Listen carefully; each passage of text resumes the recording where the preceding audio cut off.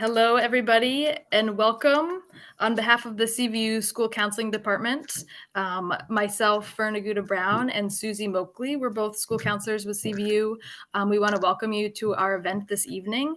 We're super excited to have some panelists here with us tonight.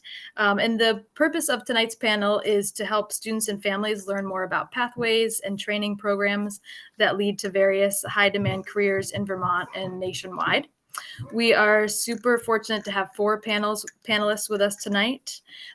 In a minute, I'll have them introduce themselves. Please feel free to write any questions into the chat function of the YouTube presentation, and know that we will be monitoring those questions and addressing them as we're able.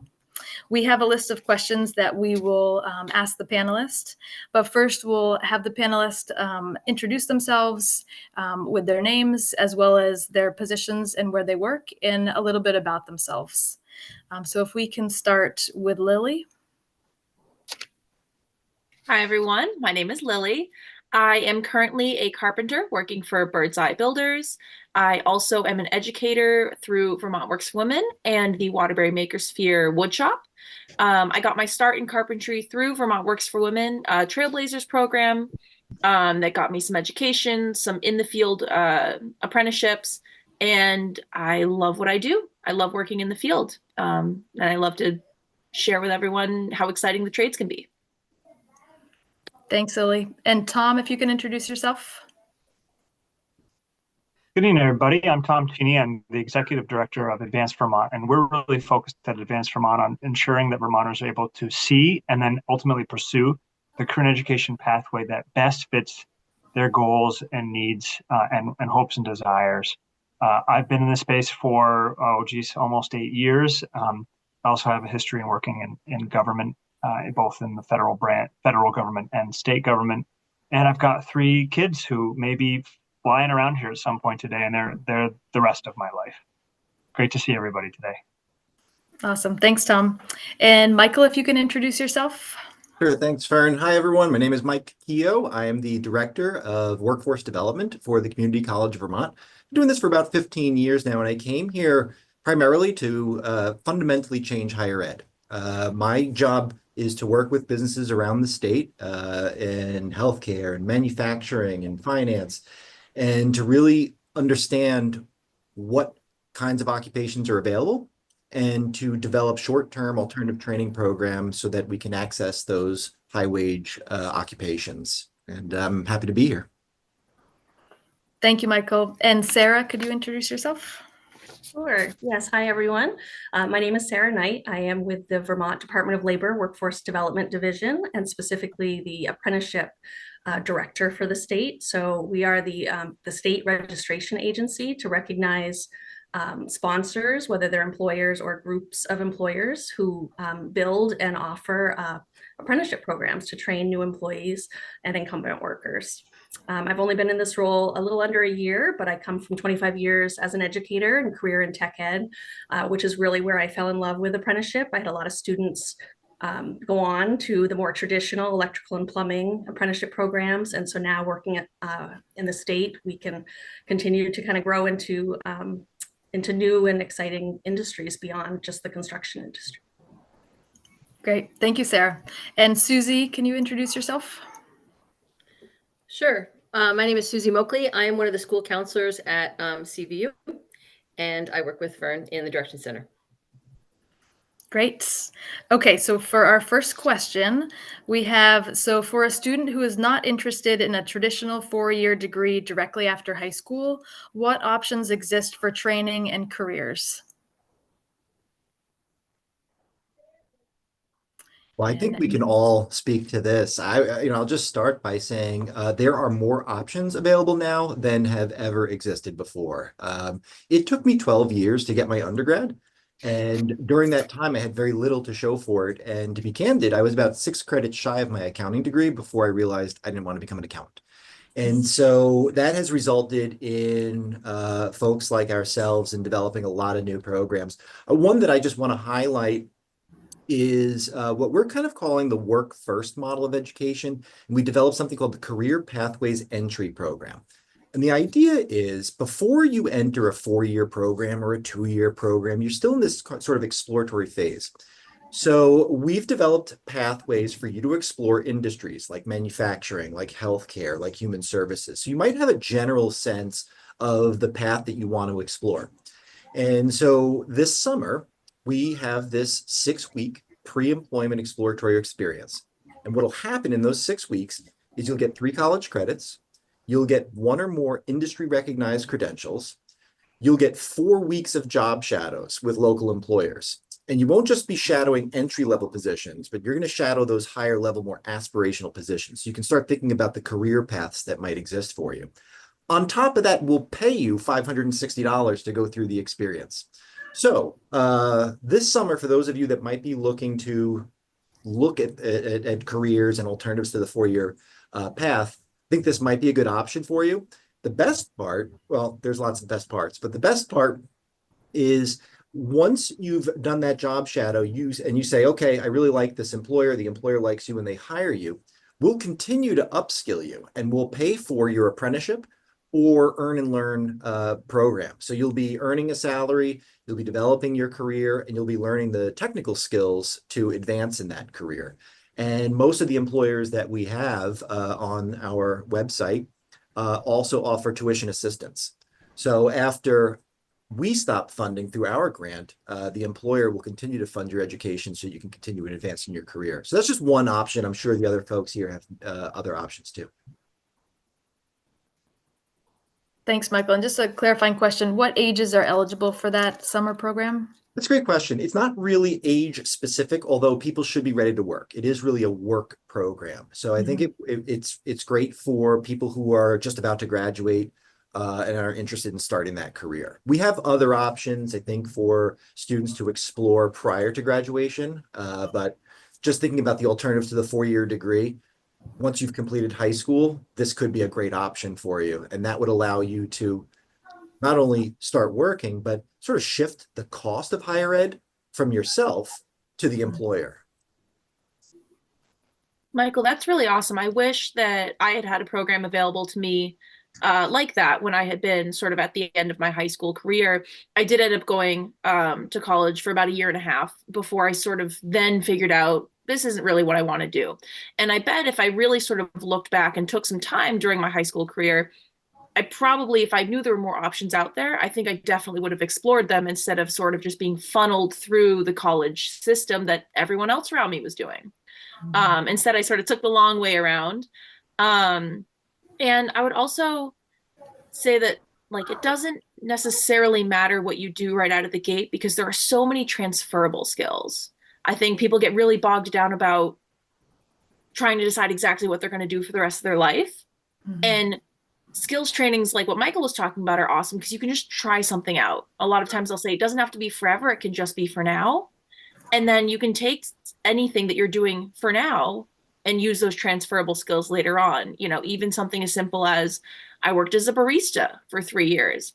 But then later on my resume, I was able to say, you know, there's a lot of customer service, there's organization, there's ordering, there's like so many different transferable skills to not just to help you not stress about doing one thing right now forever. Yeah, the thing I was going to mention, and Mike kind of started with it, is that you want to stack credentials too. So just the first piece of paper you get after high school, the first education or training program that you finish after high school may not be your last. And so Mike mentioned how you'll earn some industry recognized credentials, which are credentials that a industry, often a trade association, says are valuable for you to work in this field. They're incredibly wonderful things to get, often short term, don't cost a ton of money, are directly applicable to work. So you learn those in Mike's program, but you're also earning college credits. If you ever go to a program where they say, we're going to give you an industry recognized credential and you'll also earn college credits, doesn't mean you have to go to college, but it's a great opportunity. If you decide you want to continue your education, never take it off the table. Those credits are there for you. So that's just one thing to note, that when you do hear of a program that says you get college credits, that's not a bad thing. That's a double bonus, just in case you want to go down that way, because stacking these different pieces of paper, these credentials together, it's kind of like a portfolio, like an art portfolio. You have one piece here, one piece there. Together, it's this really nice package of art that you've done. Similar with education over your lifetime, you'll just do different trainings and different things. And together with your work experience, as Lily was mentioning, you can go to an employer and say, here's all the things that I've learned, and here's all the experience I've had. And employers are increasingly taking those things into account when they're making hiring decisions. And I'll jump in and just add, because Michael was talking about the Career Pathways program at CCV and how that can possibly lead to apprenticeship. And that's a really nice connection, because after you get that summer program and a chance to really try it out and see what you like, and the companies are also getting a chance to meet you and see if it's a good fit. So for businesses, and we do have more and more coming on board every day that are starting a registered apprenticeship program, it's a really good option they don't expect you to know the field. That's exactly what it is. It's an earn while you learn training opportunity. So you're working, it's a job, first of all, you're getting paid. And you have a one-on-one mentor in the job that's going to teach you. So you're learning every day at work, but then you also have additional related instruction. So CCV provides many of the coursework for apprenticeship programs. Some of it's done through, various online credentialing agencies. Some of it could be workshops. So there's different ways that the related instruction is offered, but that goes along with it. The programs range from a year to 4 years, depending on the occupation. But throughout the program, not only do you get the one-to-one mentor, but you're also getting a progressive wage increase built right into it. So right from the start, as you progress and earn more skills and learn competencies, you're going to get those pay increases as you go. So really nice pathway to not have to know first, right? You can go in and learn as you go. Awesome. Thank you all for sharing those opportunities. So thinking about, how does a high school student in Vermont learn about these opportunities, both in Vermont and nationally? Start this one off. I would just say, first of all, I know it can feel overwhelming. There are so many decisions that you're making towards the end of your high school career, and it can feel like a lot. And like it or not, we live in a world where college pathways are just much more understood, right, than these other ones. So you do have to do your research, and I'm glad we're able to chat with you about it tonight as well. But so first of all, some of these are kind of easy, right? Or not necessarily easy, but not a ton of work, right? Like, to learn about these opportunities, you can do a job shadow, or you can do an internship or volunteer, or even take an entry-level job somewhere during the summer or after school or on the weekends. Those opportunities give you a sense of chance to explore the job, see whether it's of interest to you. Maybe it is, maybe it isn't. But also just picking the brains of a family member or a neighbor who's in the career that you might be interested in, that can go a long way. And a secret is, people like talking about themselves. So never hesitate to just touch base with someone and say, hey, what do you do? This kind of sounds interesting to me. And you can learn so much more, honestly, from them than you might through research. But in addition, you can do some research. And Advanced Vermont has a tool that we use called My Future VT, that we created, called myfuturevt.org. So this is a free online hub for career and education exploration made just for Vermonters, by Vermonters. So you can go explore the top 500 careers in the state, learn about the 650 different education and training programs that we've put in a database that you can actually compare side by side. So you can go look at an apprenticeship program next to a certificate program, next to a degree program, and see what options you might be interested in a particular field, and what education programs speak to you. And then you get connected to the education supports. So there's career and education support services, real life humans who can help you as well. And we have information about financial aid. How do you actually pay for these credentials? So that's just a little bit of an overview of what I might suggest you do to get started. Yeah, I can't recommend strongly enough going through some of these organizations that are available, because on top of just a wealth of resources, they've got really great people that are willing to help. So places like the My Future VT Advanced Vermont, places like Vermont Works for Women, they have connections. And so maybe you start talking to someone and you say, well, I want to do something with my hands. I want to do something where I'm moving around all day. Maybe I think I might like math. Maybe is there some way I can work that into it, but I don't want a desk job doing math. There's so many different options, and the people there are really knowledgeable, and they have a lot of different connections for things like apprenticeships or internships and stuff like that. So going through those and just talking to someone could really be a good way to sort of jumpstart and figure out maybe there's a career that you didn't even know existed that you say, wow, that would actually be really cool. The other suggestion I would have is maybe start from the top and work your way back down. If you go anywhere like Indeed or something and just look up trades jobs near me and just sort of see what's hiring, even if it's not at an entry level, just go through and look at the descriptions and see what those different occupations do on a day-to-day basis, knowing that, you'll have to start probably with an apprenticeship and you'll work your way up. You don't necessarily start at that higher level job, but maybe just like look around and find something that you can say, I want to get to that spot. And then work your way back and say, well, there's an apprenticeship here that's not quite the same, but if I do that, I'll have those credentials that then I can go to this other thing and say, hey, look, I'm pretty ready to do this. I have a question for the panelists. I work with students a lot who they finish their junior year and they don't have a lot of credit requirements for their senior year, and they're looking to start engaging with opportunities to learn more about career and what's next for them beyond high school. And can you speak to what opportunities might exist for somebody who is under the age of 18, still a senior, and looking to explore career, work, types of opportunities that can help set them up for some good decision-making beyond?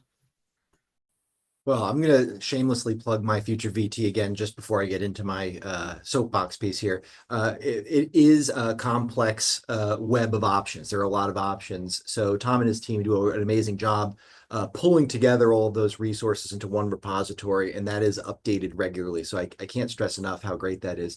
From CCV's perspective, there are a couple of options. One thing that comes to mind is a training that we call, or a course we call Introduction to College and Careers. And so this is a really short-term class. It's a non-credit class. It's just pass-fail, but it's available to everyone at no cost, 8th to 12th graders, I believe. So if you're looking to explore the options of what college, and again, when I talk about college, I want to highlight that I'm not talking about the four-year degree, and I want to separate the four-year degree and front-loaded education from what colleges or post-secondary institutions really offer. We offer opportunities for career pathways, the credentials. We offer, partnerships with the Department of Labor and apprenticeships. So the Intro to College and Careers could be a good option. And as a senior, you still have available to you your dual enrollment vouchers. So at CCV, we hire practitioners. That means typically it's an accountant that's teaching accounting. It's a phlebotomist that's teaching phlebotomy. And part of the reason we do that is because we want you to have an experience from a local professional and who are often looking for talent through those classes. So it could be a great way to explore the field with a professional who does that work. And for all of our entry level or sort of survey level courses, those 100 or 1000 level courses, we have a stated essential objective to embed career exploration. So if you take Intro to Human Services, career exploration is built into it. If you take Intro to Business, career exploration is built into it. So it could be a nice option also.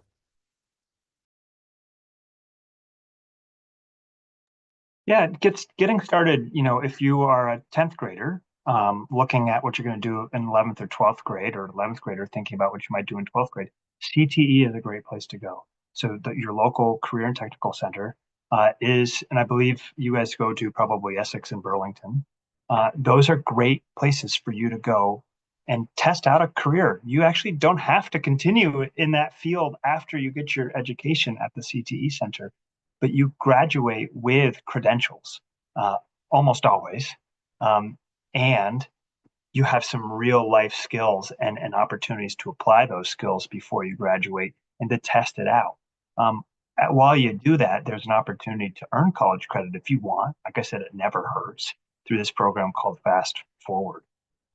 So the other thing is is early college. These early college programs are not your typical college programs in every way. Some of these are very focused on more specific things that may be more trades oriented, or things that aren't your typical, what you might typically think of as college, certainly not four-year college. That's something that I'd also consider exploring maybe your senior year, whether that makes sense. And the McClure Foundation actually would help pay for your associate degree if you decided to get that after your year of early college. So early college is when you go as a senior and you're in a college program while you're also in your last year of high school. And so you'd have 1 year of college under your belt. Not a bad thing to explore, particularly those that might be more oriented towards getting right into a career. I'll add in my little plug that I have, the summer camp that I help teach through Vermont Works for Women. It's specifically targeted towards like female and non-gender identifying students, but they have a week-long summer camp called LIFT, which is launching Inclusive Futures in Trades. And so if some of these programs feel a little bit daunting, a little bit too big of a bite to take off for your first bite, this is just a week-long summer camp. And they cover things like a little bit of carpentry, a little bit of electric, and then usually there's a third special skill. 2 years ago, it was welding. They've done a little bit of auto mechanic work, and it's just a taste, just a sprinkle, get a couple of tools in your hands, try out a welder for the first time. It's a really fun way to just be in a wood shop or be in a shop space if you've never have before, and play around with some tools, get your hands a little dirty. And at the end of 1 week, you can either say, hey, that was neat, I'm all set. Or you can say, boy, I really liked that one thing, and that could really be a great stepping stone into something else. So I get to teach the woodshop portion, and I really love seeing people have that aha moment when they get to play with shop tools for the first time. It's really exciting to see. I just want to add one more thing, Sarah. Maybe you were about to as well, but is Serve, Learn, and Earn is a program that actually works with Vermont Works for Women, the Vermont Youth Conservation Corps, Audubon Vermont, and Resource. And all those organizations have a component around service and service learning. So you can, those various organizations actually, I'm not sure all of them do, but I think most have high school opportunities for you to work during the summer, and often earning credentials while you're doing this. So Serve, Learn, Earn is a program that is worth taking a look at, potentially for the summer. Go build some trails with VYCC, or do work with Audubon Vermont outdoors as well. So those are a couple, or that's a program that I think you should take a look at as well. I think the only thing I'll add is that registered apprenticeship can start while students are still in high school. So if you go to a tech center, for example, students currently in the electrical and plumbing programs are actually it's not called dual enrollment, but really it is. It's a double dip that they're getting their high school CTE credits, but they can also complete the first year of the electrical or plumbing apprenticeship program, which is 4 years. So they can come out of high school and still only have 3 years to complete that 4-year program. So that's really nice. So that's the more traditional, again, the electrical plumbing through a tech center path, but we do have more and more students in traditional high schools that have, like Susie mentioned, some free time in their schedule senior year, and they want to work. So you can work if you can find a business that's willing to hire as an apprentice, and we have a list of those on the Department of Labor website. Those are the current sponsors, but there's more being added every day. So you can get hired in a position and actually work part-time. A lot of students work maybe full-time, the summer before, and then part-time throughout the senior year. And all of those hours will go towards the apprenticeship. So it may take a little bit longer to finish because you're not working full-time. But you can actually get all that credit done while you're still in high school, and you're earning money, right? You're earning money and learning the occupation as you go, and figuring out if that is really what you want to commit to beyond high school. So it's a really nice opportunity. Sarah, is there an age limit? Do they have to be 18? Students have to be 18?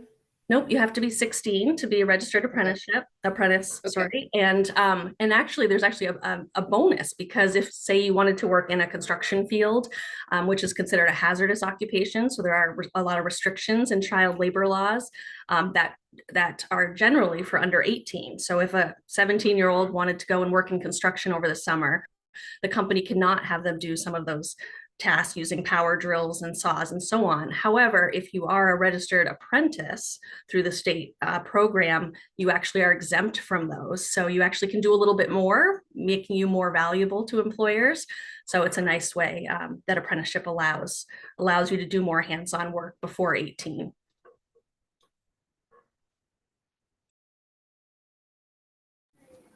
Okay, great. So our next question is, what are the most needed jobs in Vermont, and what is expected in the years to come? And also thinking about too, what are the most needed jobs nationally, if folks are familiar with that also. Yeah, I can start. I think, again, we all have some insight into this. And for me, I look at it in a couple of ways. I think for me, I look both at the individual occupation, but also I try to take a step back and think about the industries that are growing. When you think about frontline workers. So if I was to say manufacturing is growing, we're going to think about CNC machinists and production workers. Or if we talk about healthcare, we're often thinking about, the need for new nurses, et cetera. But, across these industries, there's going to be a need for HR professionals and marketing team, the IT folks and accountants. All those support roles are necessary in order to advance an industry. But that said, just broadly thinking about the occupations that I think are going to be the most in demand over the next 10 years, data science. So we live in the information age and big data is growing. Organizations are collecting massive amounts of data. So, and that goes across multiple industries. Healthcare uses data for predictive analytics and patient optimization, all this other stuff. Finance is my background. We use that in risk management. Retail, manufacturing, government, they're all using big data. So now with that, I'd also note that I think cybersecurity is going to be one of the largest growth occupations for the next 10 years. Our society is becoming much more reliant on digital tools, our economic system, our government, even our personal lives. I just got off a flight a couple of days ago, sorry, and I had to put my phone into airplane mode, and it was useless to me. And it highlighted to me just how connected I am to the cloud. And so, but with that comes a lot of cybercrime, right? So the need for cybersecurity professionals is absolutely critical. And then I'd also highlight, I think, nurse practitioners specifically, but really all frontline health workers are necessary. This may be obvious, but we're an aging population. We're getting older. This is great, but it requires much more medical support. So I think I think you should be looking at industries, and I would focus on healthcare data. And then I'd also highlight alternative energy and power storage. I think that'll also be really big in the next 10 years. And I would just say, if you haven't seen it before, there's this document called Vermont's Most Promising Jobs, and the McClure Foundation, the Vermont Department of Labor, put this out. And there's a new one coming out actually next month. And it's an incredible resource to showcase what are the highest paying, highest demand jobs in the state. And there's in the number between 50 and 75, depending on the year, jobs that pay above the median wage in the state. So in other words, it's a pretty good paying job. And there's over 500 openings. So these jobs are those that we know we're going to have in the state over the next decade, and are jobs that we know generally how much they pay and what education level you need. So that resource is really, really valuable. So yeah, in addition to what Mike said, we need carpenters, we need bookkeepers, accounting clerks, we need electricians, plumbers, a lot of folks who help you get things done around your house. People who are, like Mike said earlier, helping a business continue to operate. So a lot of those really foundational, functional jobs are needed and will always be needed. So that's another thing to think about, is what job do we know is always going to be needed? An employer always needs HR. They're always going to need someone with IT experience. They're going to need someone who can do the books and the finance. We're going to need folks who can come make sure that our lights still work and that our plumbing works. We can flush the toilet.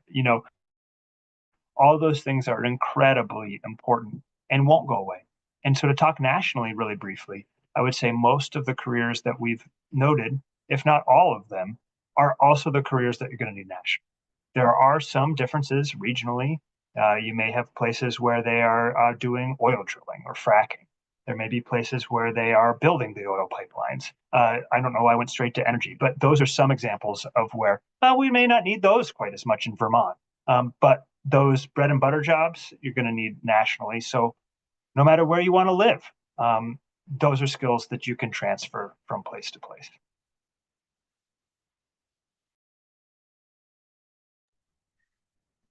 I can just mention that in the apprenticeship world, some of the new areas that we're growing, which is really exciting for the state, is we have our first ever teacher apprenticeship program. So right now it's just being offered up in the Northeast Kingdom of Vermont, but next year we're going to be rolling it out across the state. So that's a really exciting program. There is college obviously involved in that, but it's done in a very non-traditional way. Again, it's supported through mentorship and through online coursework. So that's a really nice pathway. Can also start through the para-educator pathway. We also have an early childhood education apprenticeship program. We're also seeing more and more programs in healthcare apprenticeship come through. So we're building some LNA programs, as well as hoping to build a registered nurse program, which is going to be a big one. But then there'll be many certification programs along the way too, some shorter programs like surgical technicians, radiology technicians, and so on. So a lot more to come in the registered apprenticeship world. One thing I just want to note, I keep thinking of things, is a lot of these jobs that we were mentioning are jobs that can grow. So if you're a licensed practical nurse, an LPN, you can become an RN a little bit later. So, if you're in phlebotomy, you can, come up to being an LPN or whatever the next step is. Radiologist is in there too. So just thinking about, getting into an industry and looking at what those ladders are up is something to think about. And what are those careers where there are those ladders where I can get a certificate here, then another certification there, then maybe I get my associate degree here. And then you can kind of climb the ladder to a place where, okay, now I think I'm satisfied. This is really most fulfilling for me. You don't have to do it all at once. And there are so many professions and industries where there's a lot of different options to choose from and a lot of in-demand jobs. So a question about funding. So if you're looking at training programs, students sometimes get daunted by the cost of even taking one class, accessing tools for certain trade careers. Does anybody have any information they could speak to about opportunities for funding for helping students with training and onboarding in the world of just post-secondary training? I'll start, and I'm thinking about three separate buckets. So if you wanted to go the traditional college route, all colleges have a financial aid department, and they will sit down with you and walk you through the entire package, how to access it, what to look for, etc. At CCV, in our workforce development department, we also have a non-credit trainings. We have the non-credit trainings in software development and data analytics.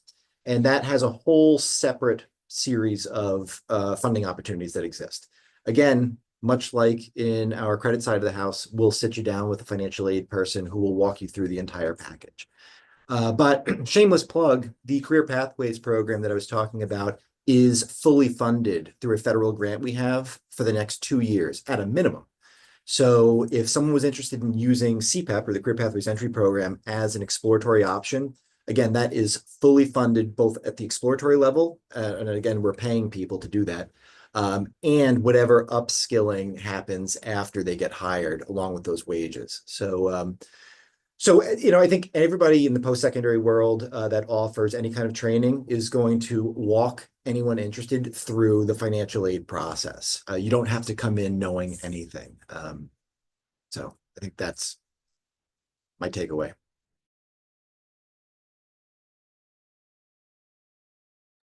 And I would add to that, there are some great online resources, including on My Future VT. If you were to go to My Future VT and then go to the education and training program section of the site, and when you drop down and see the pages there, there's a page called Free Money Aid for the 2024-25 school year. And this aggregates all of the different funding opportunities that we found that are available for this year. And often these are permanent programs in many cases. And some of these are for college, and some of these programs can be used for non-college classes, including the advancement grant, which is relatively generous in what it can cover. There's also a trades scholarship or forgivable loan program that VSAC runs, and some really other great programs that are out there that are applicable, not just for folks in college, but folks going into different places as well. The Curtis Fund is another place to look that's not on this particular page that I just pointed out. They fund both college and non-college options and are continuing to expand that work every year. So the Curtis Fund is another place to go to look for some funding. And VSAC has a whole host of information and resources and scholarships for folks to take a look at too.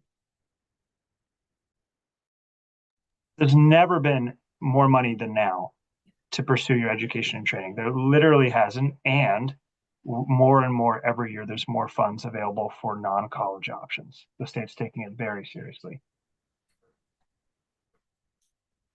And Vermont Department of Labor has funding through the Workforce Innovation Opportunity Act.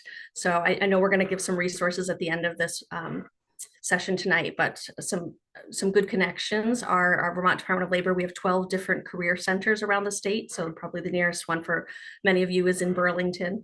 But we have employment and training counselors, consultants that will work with you and can determine eligibility to see what types of things we can assist with. Some of those could be a whole training program. We have paid to send students to school to get their CDL license if they want to be a driver. It's a pretty costly program, so that's something that we've been able to support students to do.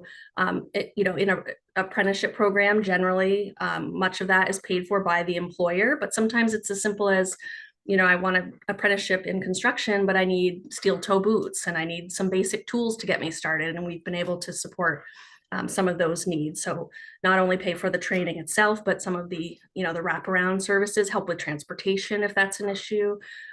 So lots of good things there, but it would all come from just starting to meet with one of our consultants at the job center to talk about needs and what could be available. And Sarah, to meet with sorry, Tom, just a quick follow-up for Sarah. To meet with a job consultant, could that be done virtually, or does it need to be done in person at a career center? No, absolutely. It can be by phone, virtual. Sometimes they come to schools. They can meet you at a public library. So there's lots of different options for that. And it's all listed on our website, the location of all the centers and the different ways to get in touch and set up an appointment. Great. Thank you. Sorry, Tom, go ahead. No worries. I was just going to add, came to mind that there are actually some programs that are free, believe it or not, as well. Often you have to qualify. So, that's something you have to think about. But Resource Vermont, I mentioned earlier, they have a construction program, they've got a weatherization program, an HVAC program, and I believe that those are free to Vermonters who qualify, often even come with a stipend. Vermont Adult Learning has a similar program. I think it may also be in weatherization. There's some others I'm probably not thinking of, but there are some programs that are actually, believe it or not, free, and maybe even get you a stipend. And these are often short-term programs working with employers, again, getting you into the door.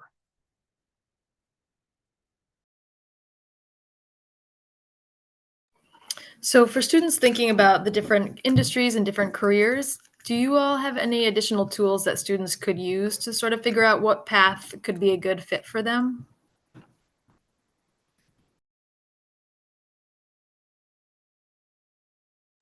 I talked earlier about My Future VT. I think that is a great place for folks to start looking in Vermont. There's great national resources as well. My Next Move is a national database and resource that looks at a national level in the careers. And there's a lot of really great information, some really good videos there. Road Trip Nation is another one that does some great informational videos and resources. And there is also an online tool there that will help you explore your path. So those are two that I recommend from a national perspective. And actually one more in Vermont. So on My Future VT, VEP, there's this tool called the Vermont Employment Pathfinder. And this is a partnership that we have with an organization down in Brattleboro, and they're actually leveraging AI to help figure out and match and connect you with careers based on your interests and your skills. So you go in and do a little profile. You maybe put in the different jobs that you've held, maybe the part-time jobs or the different life experiences that you've had. Maybe it's caring for a sibling or whatever it might be. And the smart AI will say, oh, it seems like you might have this skill. Do you have it? Yes, I have this skill. And you go in and you map skills. Once you've mapped enough skills where they're saying, do you have this skill? Do you have that skill? And you say yes or no, or maybe.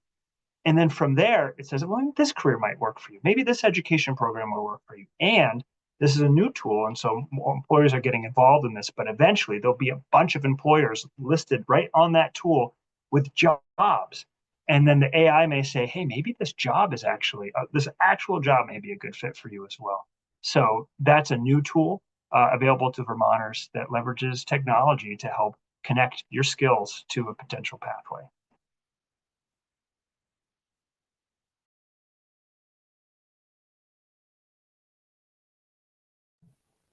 So I have a question about many students I work with. They maybe didn't have a stellar high school experience, and I've seen them go on and shine in work and in training programs and in college. So sometimes students get bogged down with like the idea of admission criteria, whether it's to get into an apprenticeship, whether Tom, it's to get into learn to earn. Or a pathway like, an LNA training program. So I'm wondering if the panel can speak to that a little bit. I want to encourage students who, again, traditional high school hasn't always been their thing, that their future is still bright, and there's a lot of opportunity out there. So I'd love to hear from you all in the field, just a little bit about, that encouragement for those students. Yeah, I would say to start off that the reason that these programs exist and these apprenticeships and these trainings is because they need people in these fields. And so that the fact that these programs exist is them reaching out, trying to get more people into these fields. So if you're worried about maybe being underqualified or something, just try and see what's available. So many places have, tuition assistance, or they've got a stipend while you work. I know even as an adult, when I went into a workforce training program, they offered a stipend as well, which was super helpful to be able to just sort of take that extra leap and really dive into something that I was excited about. But they want people, they need young people in all of these fields. And they want you to come and work. They want to train you and educate you. So, don't be afraid of them, because just as much as you need them, they need you. Yeah, I love that. And to just piggyback on that, I think that's part of the reason I really loved apprenticeship, is because I worked with students who would come to the tech center because they weren't traditional learners. They weren't book learners. They wanted to work with their hands. They wanted to learn by doing. And that's really what the apprenticeship model is all about. So what's nice is they want someone with the motivation and the interest and the wanting to learn. And really, they don't expect you to come in with anything other than kind of being there on time and ready to go and learn. So it's really nice. You're getting paid to learn versus having to go learn and pay to learn and then go find the job after. So it's a really nice kind of reversal that you show up with the right attitude and tell them that you're here, you're ready to learn. They're going to put you to work and give you that support and teach you just, as you go through the program. So really nice option for, non-traditional learners.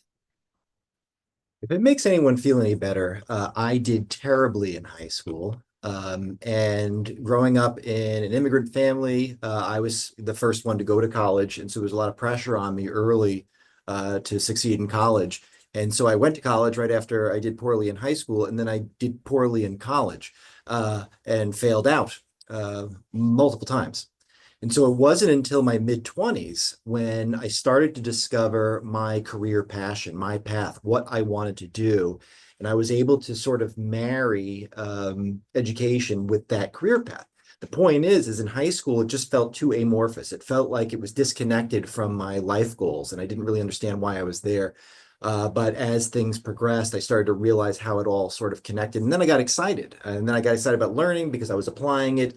And so this whole idea of learning and earning, whether it's an apprenticeship or a less formal earn learn program, this idea of learning and developing as a person, as a professional, it has a lot of merit. But what I would encourage you to do now, and likely none of you will do it because that's what the data says, but I'm going to encourage it anyway, is to go out there and really explore. Look, what you're going to discover if you go out to a business, whatever, if you wanted to work at Beta Technologies and make electric aircraft, you called them up and said, look, I'm in high school, I'm really interested in learning about this work, they would open their doors. If I did it, they probably wouldn't. But it's amazing when a high school student comes out, not their guidance counselor on behalf of, but when a high school student shows an interest in something, you're going to be shocked how we're going to open our doors and let you in and really want to share with you and to develop you as a professional.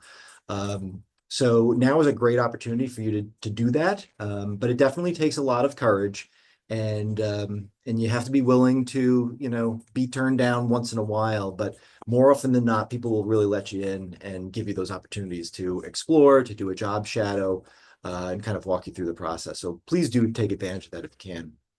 Jumping off of that just really quick, I also didn't have the best high school experience, was terrible at math and terrible at science. And now it's something that I use every day in my work as a carpenter. And the piece of advice I can give is this. You were saying it feels like some of it feels so abstract. You sit in math class and you're like, when am I ever going to use this? When it has a purpose, it makes sense. When you go to these jobs and you are learning specifically what you need to make that job happen, and it's got a real world functionality and purpose, and you can say, all right, the math is challenging, but I see exactly what it's doing in front of me. That's when you start to get a little more comfortable with it. So you can be sitting there saying, you know, I'm never going to use whatever you're learning, but you'll find little pockets of it as you figure out what you want to do as a career. And the things that you need to know will start to feel more comfortable. And I would just say all of this is wonderful. The only thing I would add is, as you're thinking about your next step, it is not high school. You get to do something you're interested in, that like the others have mentioned, and that is the difference maker. That is the complete difference maker. If you're interested in it, you see the connectivity to your passion, you're gonna excel, and the people around you will see it and they'll support you. And so that is an incredibly different experience than you have in high school, or college, where you have to take a whole bunch of this and a whole bunch of that. When it's connected to your career, it can be really, really meaningful.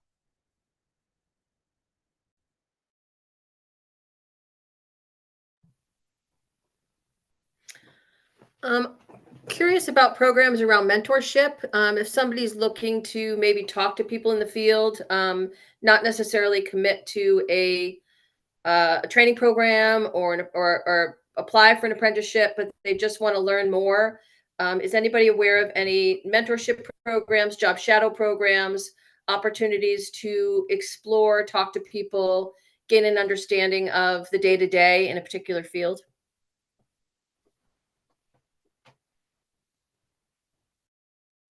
I'm sure Lily can talk a little bit about Vermont Works for Women, which works with that group.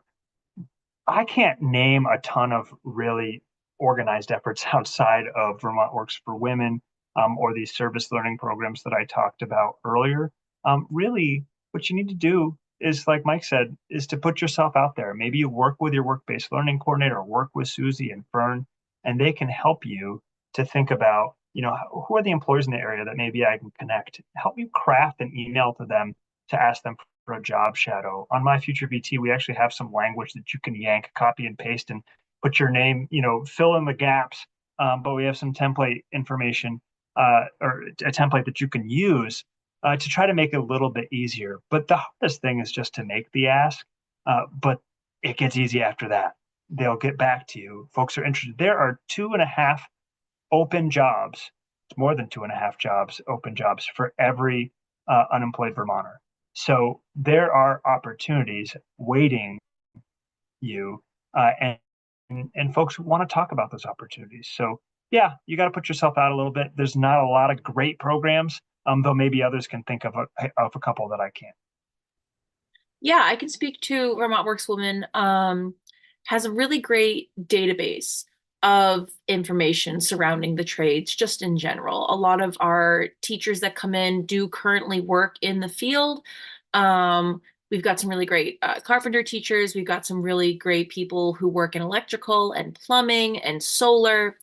And just reaching out to any of these organizations, even the apprentice program, even if you're not looking for an apprenticeship at the moment, I'm sure they've got a database of companies that are willing to work with young people wanting to get into the trades.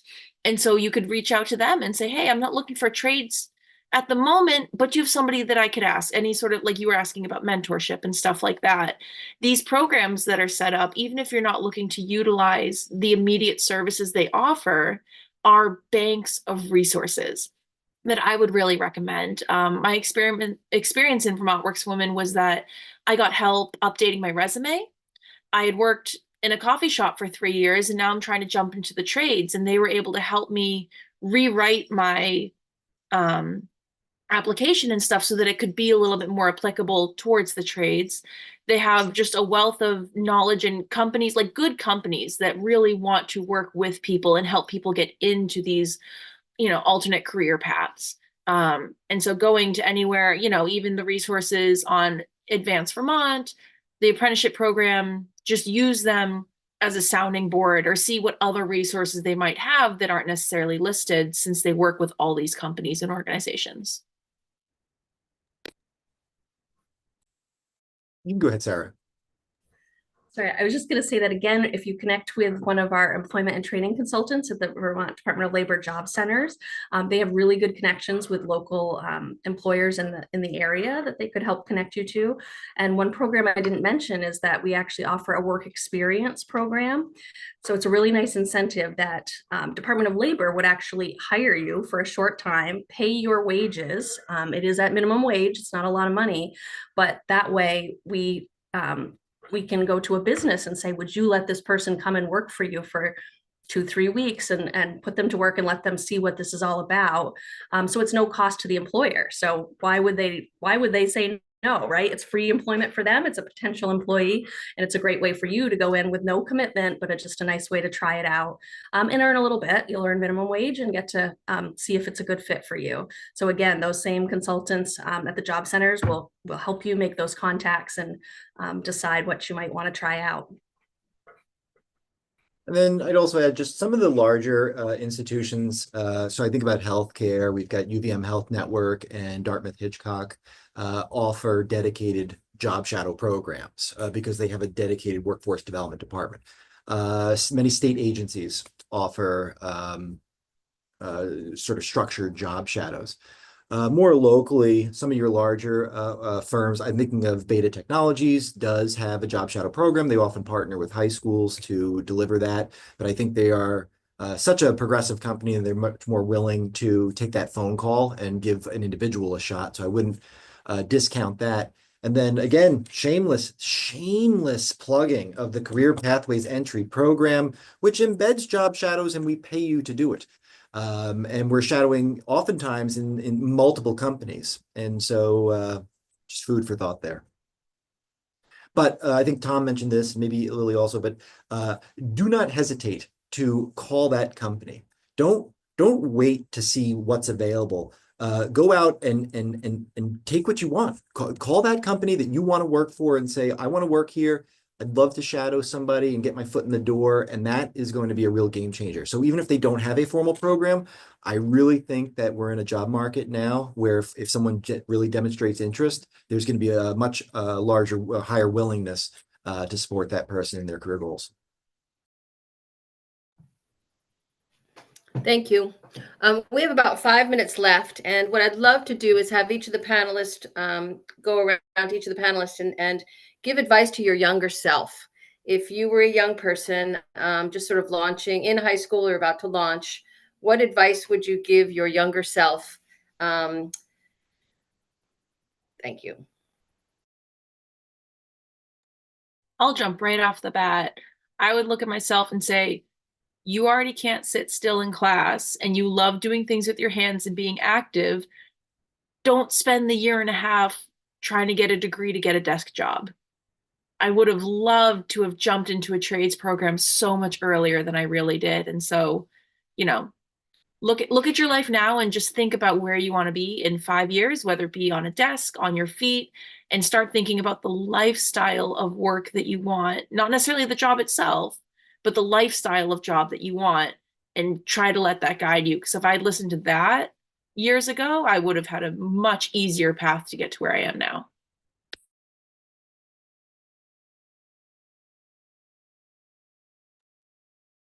Probably tell myself to stop playing so many video games. It was a real challenge. But I think Lily hit it on the head for me too, really thinking about the lifestyle first. And I'd also tell myself not to put so much pressure on myself. So much pressure to find the right career, to complete the degree, and to really focus on developing myself as a person and as a professional, and thinking more about the skills that I need. And so I would just, again, advocate for thinking about building those transferable skills. We often talk about communication. I don't just mean communication but I'm talking about communication for the purpose of persuasion. I'm thinking about learning how to work with data and systems. I took an Excel class 20 years ago. I can't think of a single skill that I've learned or a class that I've taken that has provided more professional value for me than Excel.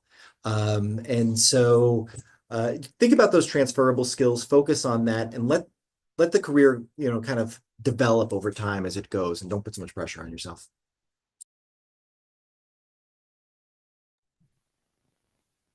Yeah, I second that about the pressure. I think that was all, when I was going through school, you were supposed to know early on what you wanted to do. And so by sophomore year, I said, okay, I'm going to be an accountant and I'm going to go to college. And that's what, I started that pathway.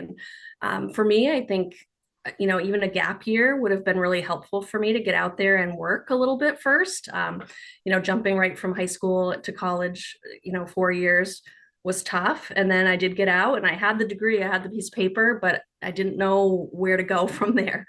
So I think I really struggled. And that's where I ended up kind of falling into being a teacher's assistant. And then I never left the teaching profession. So I never even used my 4-year accounting degree. So I think just, again, slowing down, thinking about it, it's not a rush.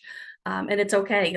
You may try 2 or 3 different things along the way before you figure out what that best fit is. I really wish someone had told me that you could earn money to learn to be an electrician or something like that, where I could actually take care of the things around my house in addition to making money, maybe own my own business. I mean, there's so much in that. I wish I knew about apprenticeships. But also something that I think is maybe valuable that we haven't talked about is the power of the network. I think no matter what path you go down, leaning on the people along the way, making those personal connections, asking them for advice, asking them for a couple more people to maybe talk to explore the path further, explore a line of interest. A network is critically important as you're learning your skills, but also as you think about what's next after that. I don't know the numbers, but the numbers are huge. If you have an internship at some point, whether it's high school and or college, the likelihood that you're actually going to get a job at that firm or somehow be connected to a job because of that experience is incredibly high. So a network is really important, and it does it's this snowball effect over the life of your career, and makes a very big impact.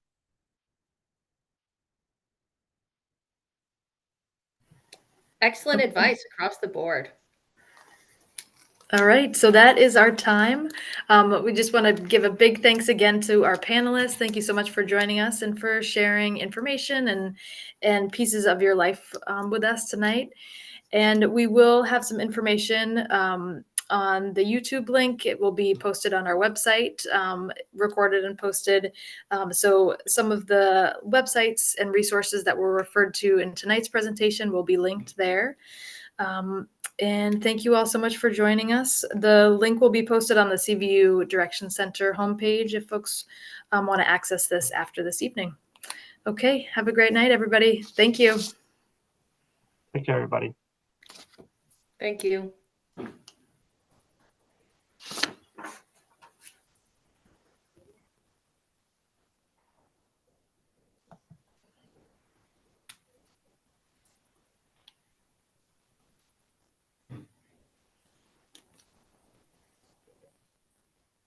And thank you, everyone. We are